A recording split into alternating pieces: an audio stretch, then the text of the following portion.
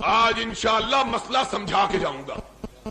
وہ معاویہ جس کی بیعت خود حسین نے کی ہوئی تھی، حسین نے بھی کی تھی، جس کی بیعت اس کے بھاڑے بھائی حضرت حسن نے بھی کی ہوئی تھی، وہ معاویہ فوت ہوئے. اور ذاکر، واعظ اور ہمارے ان پڑھ مولوی بھی حضرت معاویہ کا نام لیتے ہوئے ہچکچاتے ہیں، ان پر دشنام دیتے ہیں.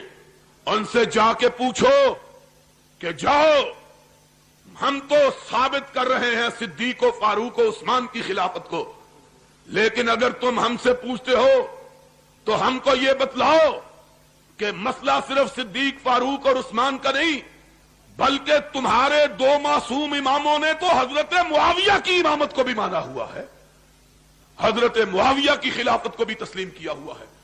اور اگر معاویہ کی خلافت غلط تھی تو سن 40 ہجری سے لے کر سن 60 ہجری تک 20 سال کے طویل عرصے میں حسین نے معاویہ کی خلافت کو چیلنج کیوں نہیں کیا؟